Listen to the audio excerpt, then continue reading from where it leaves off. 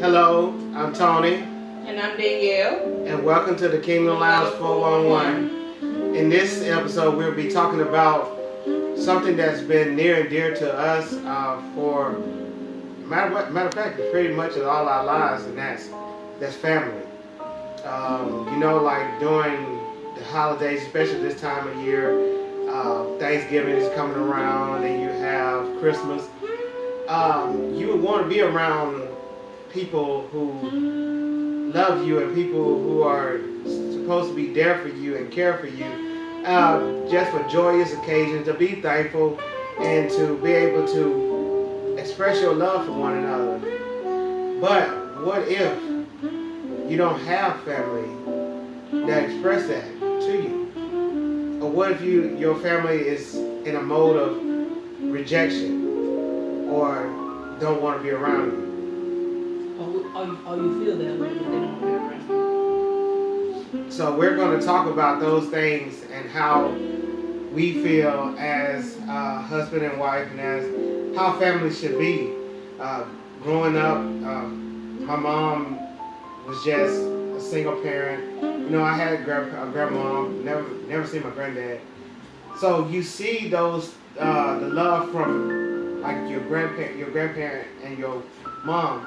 But all my life, I can't really recall like a family unity without like maybe arguing, fussing, and fighting. But that's what they say is in a family. But today's society, family has become scarce to where people are in a place where they feel left out or they feel abandoned, not being able to be around family or wanting that connection, and they don't feel like that family is responding to them. And that's how we have been feeling these past few years, being here on the coast, Gold Coast, Mississippi. So we've been having that feeling of just being left out.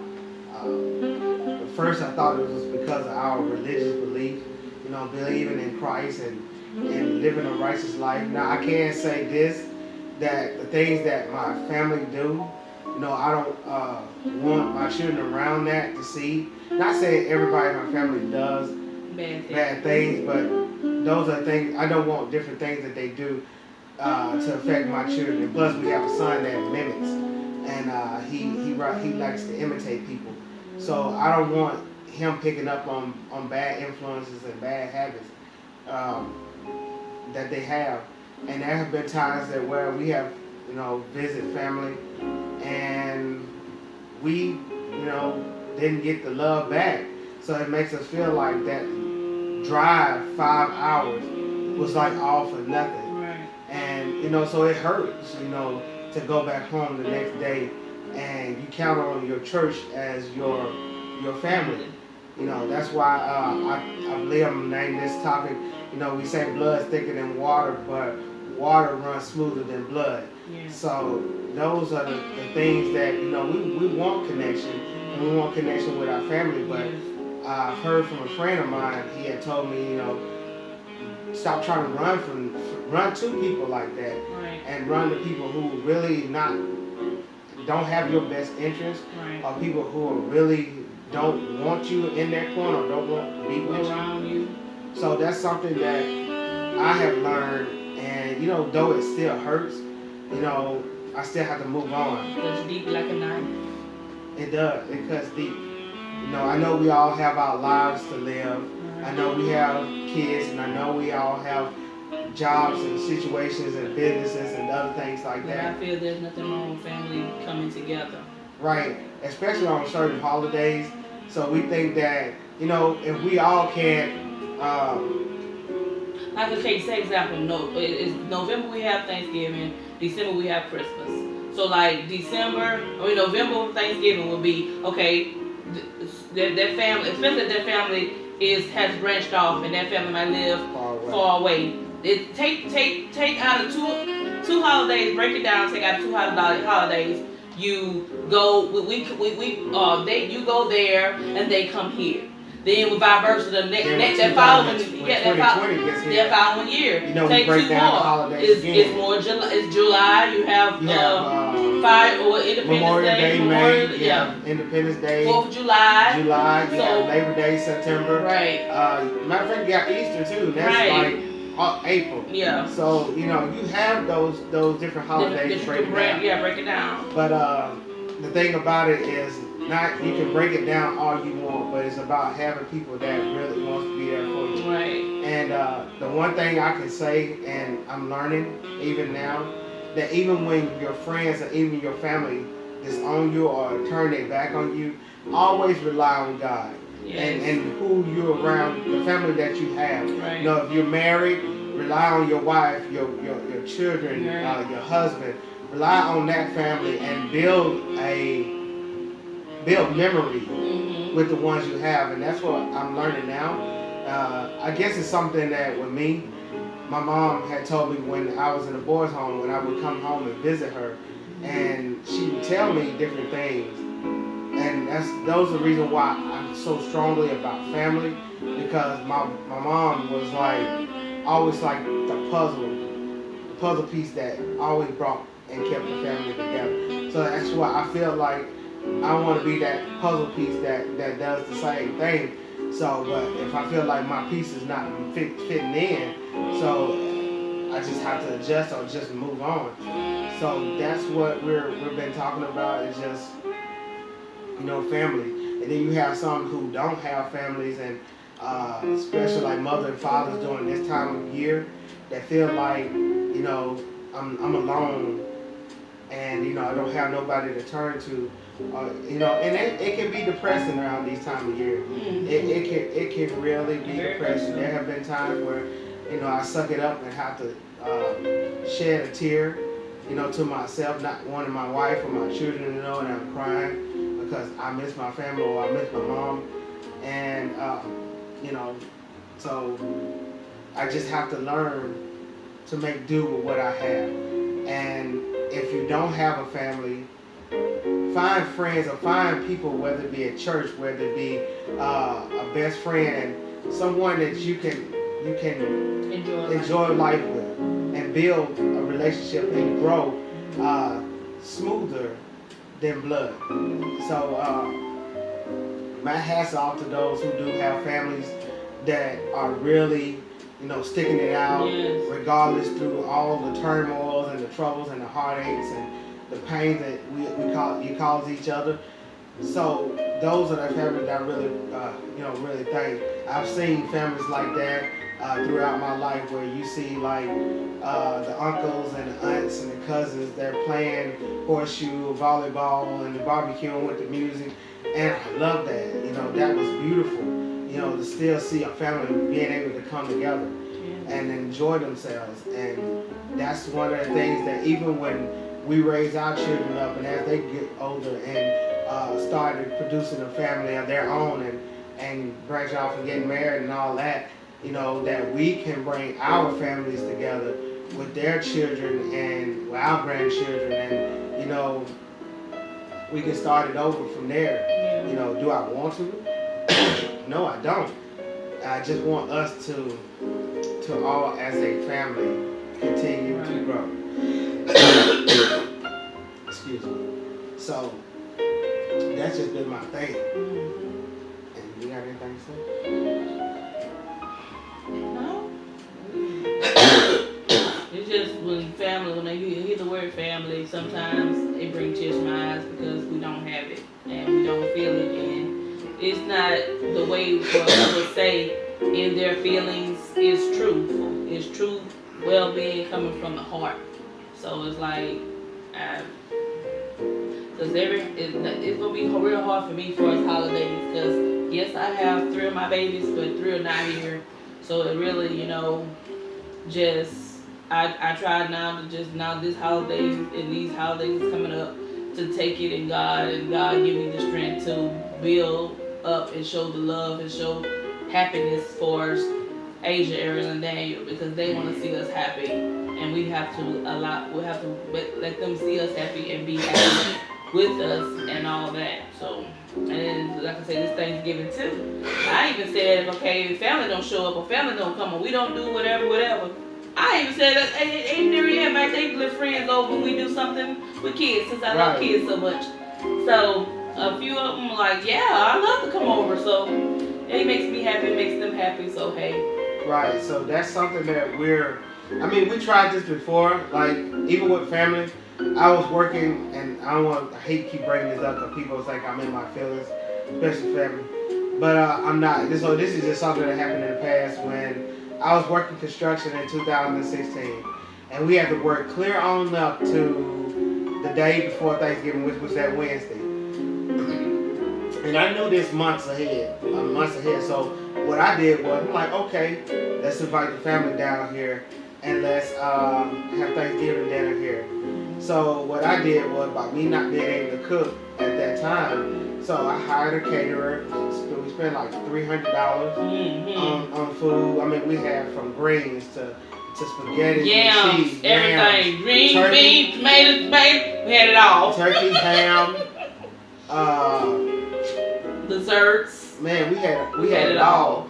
And for a family to say, well, we coming to change the plans to the day of we coming to nobody coming. Some folks didn't even answer their phone. So, that was food that we wasted thinking that folks were gonna come. So now I have got a protective shield over me. It's like, why should I run to other people who are not running to me? right? So, but that's the reason why, like with that, I don't really do Thanksgiving unless I want to invite like people. There are people I've seen on Facebook,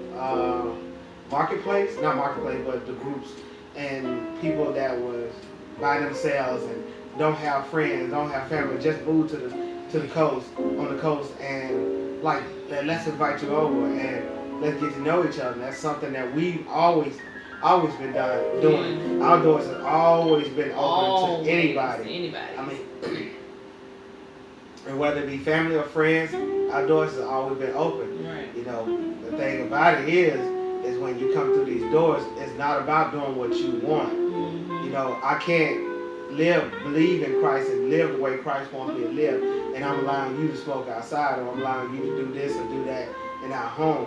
There's a thing when you go to somebody's house, you respect it. Right. But that's another topic. But the thing is, we're just talking about Family. being loving people, wanting to have family, wanting to establish family, wanting to reconnect with family, and those things like that. So there's people that we talk to daily, or we talk to and see on Facebook who are just struggling to keep it together without family. So that's one of the reasons why families are very important to me. So like I said, the family that I have now, like casted us away, or not saying that everybody is, but they're sure doing a good job of not showing that they do care.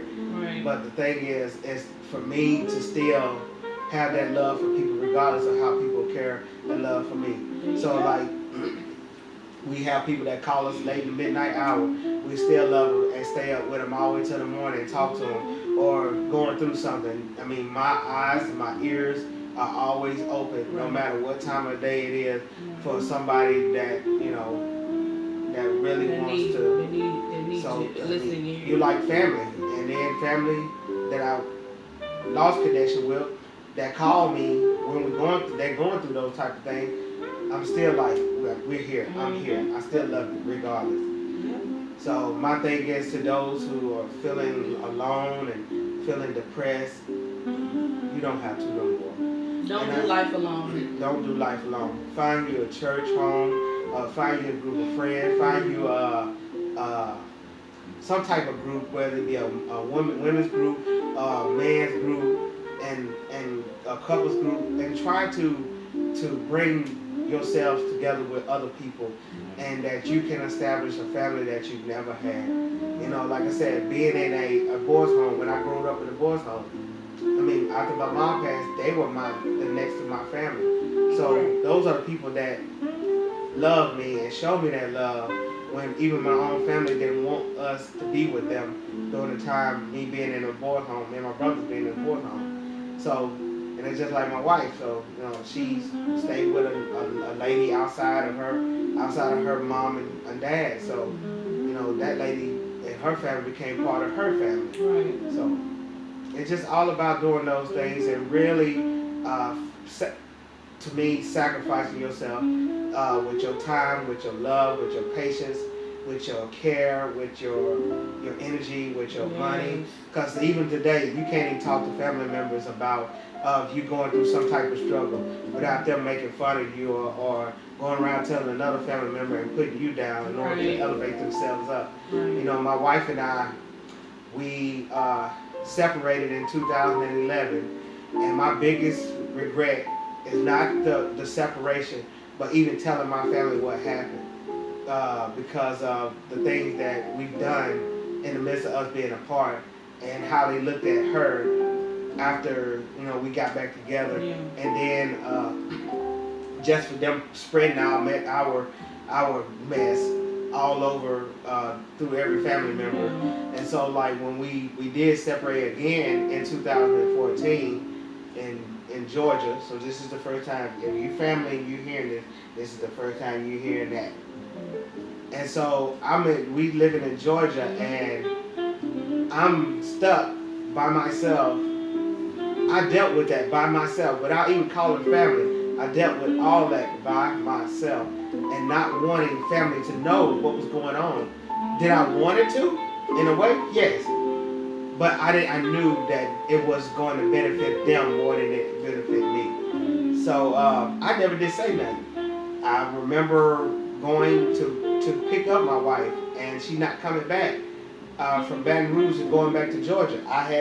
It was like the borderline between Louisiana and Mississippi was my point. Either I could go home to my family, let them know what went on, them to laugh and joke about what I've been through, or B, go back to Georgia. Even though I knew I had a job, but I ain't had no place to stay. So I took Georgia instead of going back home, which was still sad because I went back up there by myself all alone with no family and nobody really talked to at the time because I was ashamed to even go back to the church that we were at to even talk about it. But the thing about it is I chose to be alone versus being with my family because of how messy sometimes family can be. So we know the feeling. Like I said, we know the feeling of how families are and how families put each other down rather than building each other up. And that's what being a new age family, that's what we're going to call it. Being a new age family wants to put back into family is loving regardless and loving people unconditionally and loving people even when they don't deserve it. And to be there for other people. Y'all have to excuse me, I have a bad cold. So my throat getting dry too. So those are the things that we can just tell y'all and encourage you all on about just finding somebody. Yes. Whether if it's just one person in your family or if it's just somebody on the side, whether it be a church or your neighbor or somebody that you can build a relationship close to and that you can go further with. So we thank y'all for listening. Yes. This may be just a part one. We just in a hurry right now. We had so much to do earlier today that we just didn't get the video done. We were supposed to do the video yesterday, but it was my fault. I had to do a lot of work. But today we got caught up again, and so we like rushing this. So hopefully you guys got something out of it. Yes. If we feel led, this may be just a part one of a part two, and we'll just get more in depth with it.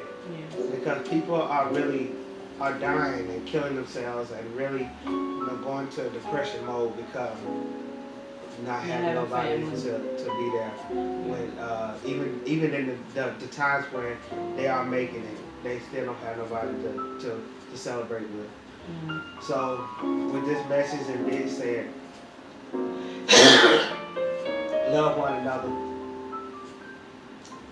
to the best of your ability, but first you must learn to love God. with all your heart, with all your soul, with all your mind, with all your strength.